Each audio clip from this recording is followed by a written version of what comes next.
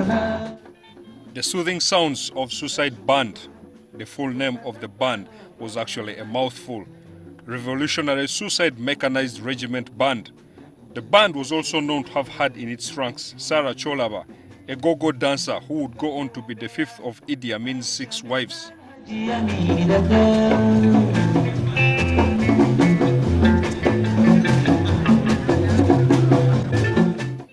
This was February of 1974, a little over a year before Amin took Cholaba's hand in marriage.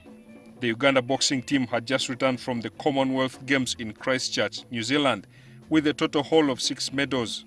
A former heavyweight boxing champion, Amin was all too eager to share notes with the boxers who included gold medalists Ayub Kalule and Muhammad Muruli.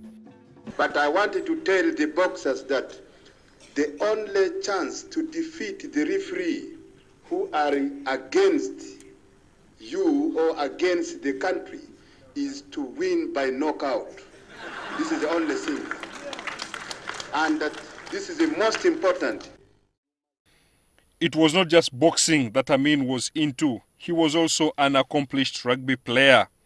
I used to run 9.8 seconds, 100 yards. This is with my speed, with my weight of getting the ball, and when you tackle me, you can harm yourself. I think you should know this. Amin's 8-year reign from 1971 to 1979 might be best remembered for its violence, but there were many success stories in sports, with John Akibua's gold medal at the Munich Olympic Games setting the tone in 1972. Fueled by a sports-crazed president, there was nothing held back in regards to facilitating and rewarding athletes. Former All-Africa Games gold medalist and current KCCA boxing club manager Vicky Byarugaba fondly recalls how Amin supported the Bombers when the 1974 World Amateur Boxing Championships ran its course in Cuba. He just surprised us, came in, we were training. Of course, as the head of state, we stopped. He did some shadow boxing and punching the bag and, asking us to do some exercises with him. Then after that, he declared, he says, okay, the office of the president will take care of the team's allowances on top of whatever the federation or the association is giving you. Amin was always on hand to physically motivate athletes. This took some of the athletes by surprise. Like in 1974, when there was All-African Championships in Kampala here in the Oval Stadium, in the Oval ground of cricket, he was the guest of honor, but still he entered the ring and did boxing physically with the national coach. Under Amin's reign, all sports was afforded equal status. It also greatly helped that Amin was easily approachable. There was no red tape whenever sports bodies sought audience with the president.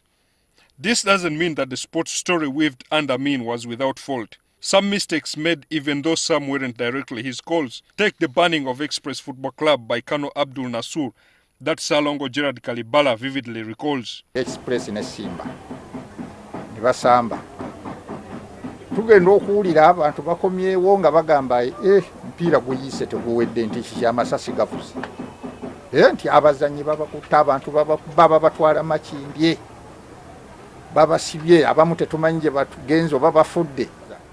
Radio Uganda nge yasanguza nti Abdallah Nasuru aweze Express tekyaddayo kukola ki kusamba wano mu Uganda mupira. Amin, however, never did himself any favors when he pulled the boxing team out of an international boxing championship because Byarugava's defeat of an Israeli had provided some sort of gratification after Israel's raid on Entebbe in 1976. After I had beaten the Israelite in the quarterfinals, I beat the Israelite.